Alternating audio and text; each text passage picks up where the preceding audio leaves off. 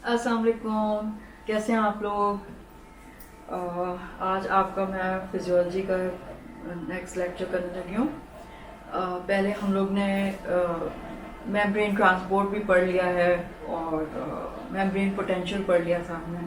ठीक है, तो अब जो है ना चेंजेस इन मेम्ब्रेन पोटेंशियल, यानी कि जो जो सेल्स अपना मेम्ब्रेन पोटेंशियल चेंज कर सकते हैं उसको हम कहते हैं एक्साइटेबल सेल्स या एक्साइटेबल टिश्यू। और वो कौन कौन से हैं? मसल सेल्स हैं और नर्व सेल्स हैं। ठीक है, तो अब हम एक्शन पोटेंशियल डिस्कस करेंगे आज के लेक्चर में, या कोई भी इलेक्ट्रिकल सिग्नल्स जो हैं वो कौन से होते हैं। ठीक है, नर्व एक्शन पोटेंशियल। अब हमें पता है कि नर्व सिग्नल्स क्या होते हैं? They are transmitted by action potential, which are rapid changes in the membrane potential that spread rapidly along the nerve fiber membrane. मतलब वो excitable tissue जिसमें ये खसूसियत होती है कि वो अपना membrane potential change कर सकते हैं, यानी कि अगर impulse आए तो यकलक उनका जो membrane potential है वो change हो जाता है और फिर rapidly अपनी पिछली फॉर्म पे वापस आ जाता है। उसको हम कहते हैं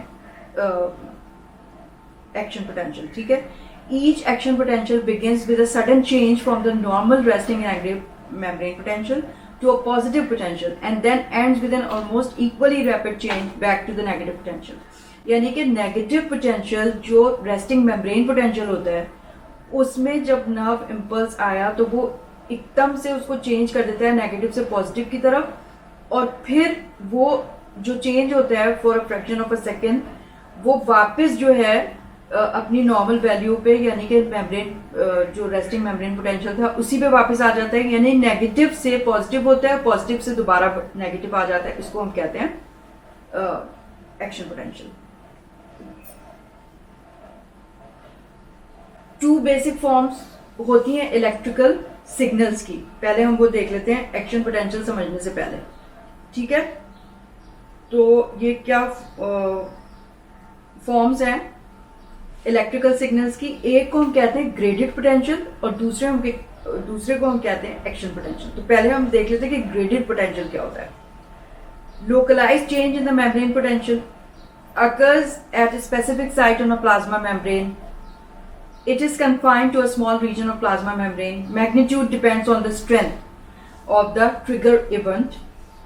The stronger the triggering event, the larger will be the graded potential। अब क्या है कि जो रेस्टिंग मेम्ब्रेन पोटेंशियल है उसमें अगर कोई इलेक्ट्रिकल सिग्नल आया तो वो उसको थोड़ा सा चेंज करेगा। ठीक है, यानी कि उसकी नेगेटिविटीज को उसकी पॉजिटिविटी की तरफ अगर ले आए, लेकिन वो इतनी स्ट्रेंथ उसमें ना हो कि उस थ्रेशहोल्ड को क्रॉस कर सके जिसके आगे एक्शन पोटेंशियल होता है। ठीक है, अगर वो थ्रेशहोल्ड को क्रॉस नहीं करेगा वो स्ट्रेंथ ऑफ स्टिमुलस, तो वो लोकलाइज चेंज होगा मेम्ब्रेन पोटेंशियल में और छोटे से एरिया में होगा और फिर वो खुद ही डाई आउट हो जाएगा।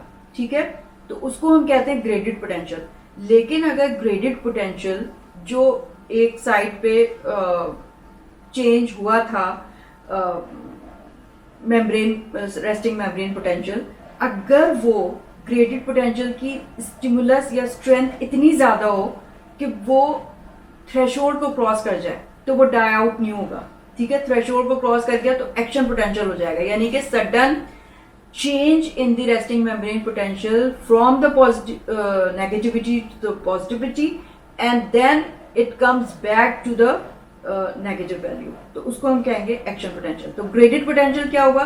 उसकी स्ट्रेंथ कम है, उसने सिर्फ एक लोकलाइज चेंज किया रेस्टिंग मेम्ब्रेन पोटेंशियल में, लेकिन उसकी स्ट्रेंथ इतनी नहीं थी कि थ्रेशोल्ड को क्रॉस करती, तो वो डाई आउट हो गया और उसको हम कहेंगे ग्रेडेड पोटेंशियल। लेकिन अगर उसकी स्ट्रेंथ ज्यादा हो जाए ग्रेडेड पोटेंशियल की और वो थ्रेशोल्ड को क्रॉस कर ले तो फिर एक्शन पोटेंशियल उसको हम कहते हैं। ठीक है, graded potential spread by passive flow of current. अब क्यों होता है graded potential? The point where graded potential occurs in a membrane is referred to as active area, यानी कि उस मेम्ब्रेन में जहां पे वो या इलेक्ट्रिकल इंपल्स आया है, सिग्नल आया है, उसको हम कहते हैं active area, where channels open, positive ions flow in. ठीक है, चैनल्स ही ओपन होते हैं ना जिससे सोडियम अंदर आता है।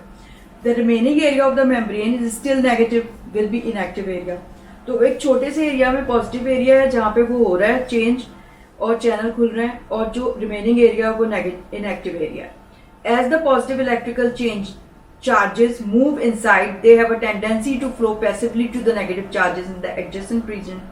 This passive flow of ion is different from ionic movement that occurs through the protein channels. ठीक है? Upgraded potential have a tendency to die out over short distances. अब उनमें टेंडेंसी होती है कि वो, क्योंकि उनकी स्ट्रेंथ इतनी कम होती है कि वो थोड़े से डिस्टेंस को कवर करने के बाद खत्म हो जाता है। Since only protein channels are active at one side, which is the active area, positive ions are moving in from this area only. तो जो active area जहाँ पे वो सिग्नल आया था, बस वहीं पे positive ions जो है ना वो diffuse करेंगे, but positive potassium ions are also moving out unchecked through the potassium leaky channels. This unchecked movement of potassium will counterbalance the inward movement of sodium at the active area, and eventually the graded potential will die out at some distance from its original activation site. तो मतलब sodium तो अंदर आ रहा है लेकिन potassium जो है वो लीकी चैनल से मुस्तकिल बाहर जाया जा रहा है, तो इसलिए वो डाई आउट हो जाता है। If the stimulus is strong enough, graded potential do not die and are preceded by the action potential, जैसा मैंने आपको बताया। Graded potential give rise to action potential, तो फिर हम ये कह सकते हैं कि graded potential जो है वो एक चेंज होता है मेम्ब्रेन पोटेंशियल में, and if it is strong enough it can give rise to action potential. ठीक है ना? तो action potential is a brief, large and rapid change in the membrane potential triggered by graded potential that is able to depolarize the membrane up to the threshold level. यानी कि threshold level को cross कर गया अगर graded potential, तो it will initiate an action potential, और उसमें जो है वो उसका एक डीपोलराइजेशन फेज होगा, फिर एक रीपोलराइजेशन फेज होगा। Since action potential is triggered by graded potential, it will start in a localized area only, but will eventually spread throughout the membrane instead of dying out like a graded potential. तो जाहिर बात है action potential अगर एक दफा graded potential ने generate कर दिया थ्रेशोल्ड को क्रॉस करके, तो वो डाई आउट नहीं होगा, वो फिर पूरी जो मेम्ब्रेन है नर्व की उसमें वो इम्पल्स ट्रांसमिट होता रहेगा। अब ये देखें, ये जो है ना स्कीमेटिक एक्शन पोटेंशियल आपको ग्राफ में दिखा रही हूँ। तो यहाँ पे देखें बहुत अच्छा सा ग्राफ बना हुआ है। नीचे जो है वो टाइम इन मिली सेकेंड्स दिखाया हुआ है 1 2 3 4 5, और ऊपर जो है मेम्ब्रेन वोल्टेज इन मिली वोल्ट दिखाई हुई है -70 -55, फिर 0 है, फिर 40। ठीक है? तो स्टिमुलस आया, आप नीचे आप देखें ऑरेंज कलर का जो ग्राफ बना हुआ है उसमें आप देखिए स्टिमुलस आया -70 मिलीवोल्ट्स पे, और लेकिन वो बहुत वीक था। ठीक है?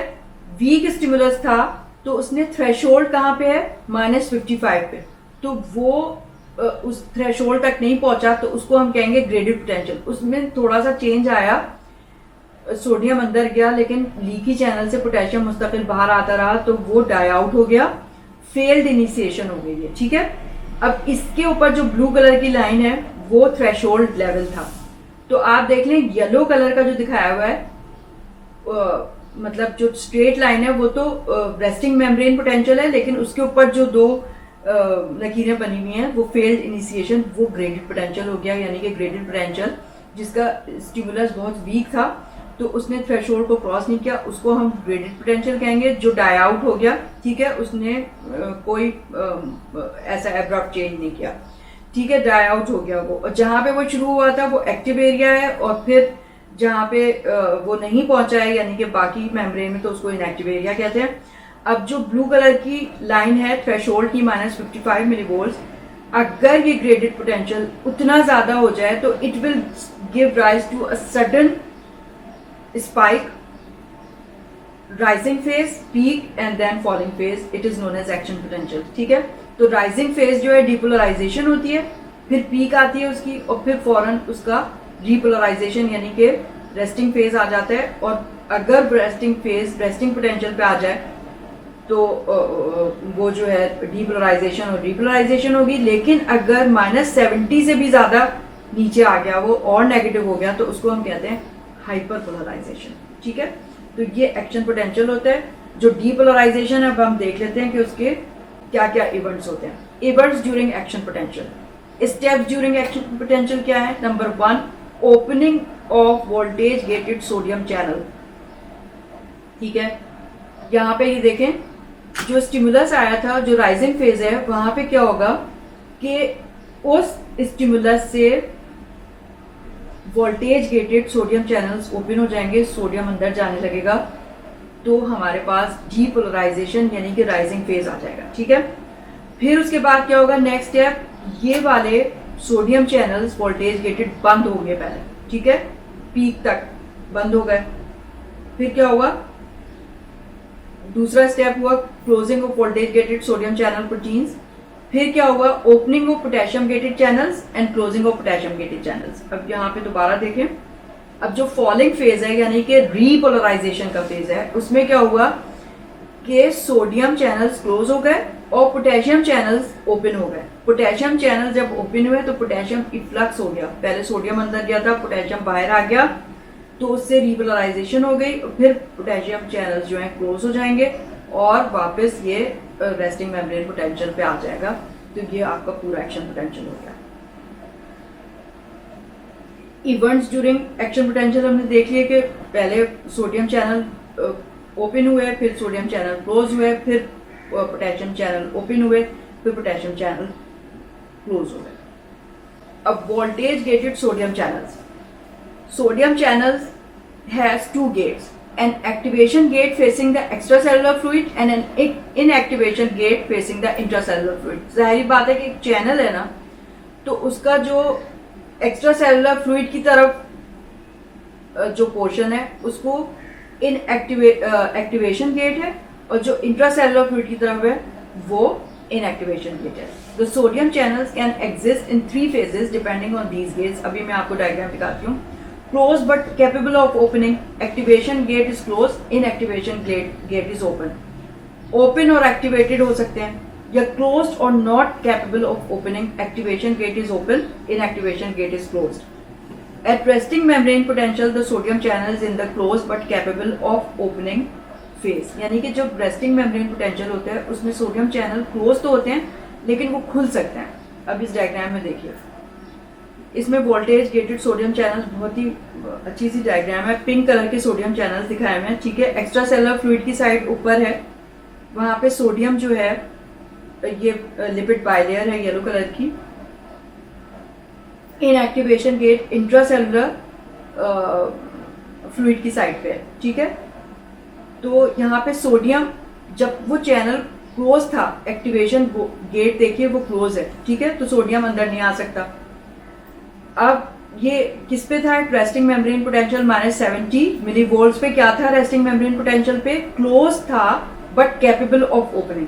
ठीक है, अब जैसे ही स्टिमुलस आया यानी कि नर्व इम्पल्स आया, थ्रेशोल्ड टू पीक यानी कि -50 टू +30 तक अगर वो चला गया, तो ये जो सोडियम का चैनल था गेट वो ओपन हो जाएगा और सोडियम अंदर आ जाएगा. ठीक है, नेक्स्ट आप डायग्राम पे देखिए, सोडियम अंदर आ रहा है. ठीक है, फिर क्या होगा कि क्लोज हो जाएंगे सोडियम के गेट, और ये क्लोज जो है slow closing triggered at threshold, यानी कि जो क्लोज होंगे ना तो वो अब दोबारा ओपन नहीं हो सकते. ओपन सिर्फ उस वक्त होंगे जब नेक्स्ट एक्शन पोटेंशियल आएगा, तो फिर सोडियम अंदर नहीं जा सकता. ठीक है, at threshold two closely related events take place. Activation gates are triggered to open, allowing sodium ions to flow in. The same signals that trigger activation gate to open also trigger the inactivation gate to close, but with a delay, thus allowing sodium ions to flow in just 0.5 milliseconds तक वो अंदर जाएंगे. The channel remains in the closed and incapable of opening phase until the membrane potential returns to resting membrane potential, and next action potential will come and will open the gate. ठीक है, otherwise वो फिर दोबारा open नहीं हो सकते. Simultaneously with closing of sodium inactivation channels, there is opening of potassium channels. जैसे ही sodium channel बंद होंगे, पोटेशियम चैनल ओपन हो जाएंगे, which allows the positive ions to move out and thus accounting for the repolarization state of action potential. तो repolarization हो जाएगी. Closing of potassium channels also has a slight delay that leads to hyperpolarization. अब कभी कभार क्या होता है कि जो पोटेशियम गेट ओपन होते हैं तो वो पोटेशियम बाहर जाने लगता है, रिपोलराइजेशन होने लगती है। लेकिन कभी कभार क्या होता है कि फौरन बंद नहीं होते, अगर फौरन बंद हो जाए तो वो मेम्ब्रेन पोटेंशियल पे ही वापस आ जाएगा, रेस्टिंग मेम्ब्रेन पे। लेकिन अगर वो थोड़ी देर और खुले रहे तो ज्यादा पोटेशियम बाहर चला जाता है, मोर नेगेटिविटी हो जाती है और वो ग्राफ जो है ना वो नीचे आ जाता है इस तरह से, ऐसे, ठीक है। तो उसको हम कहते हैं हाइपरपोलराइजेशन। उसकी वजह क्या होती है, पोटेशियम गेट जो है ज्यादा देर खुले रह गए हैं, बंद नहीं हुए हैं, तो ज्यादा पोटेशियम बाहर चला गया और मोर नेगेटिविटी हो गई, उसको कहते हैं hyperpolarisation.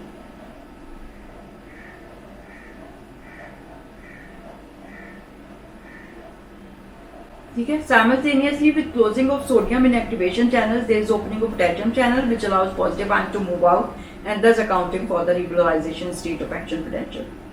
Closing of potassium channels also has a slight delay that leads to hyperpolarization. Potassium channels only have one gate, not two like sodium channels. Sodium channel में 2 gates हैं, potassium में एक ही है। अब इसमें role of sodium potassium pump क्या होता है?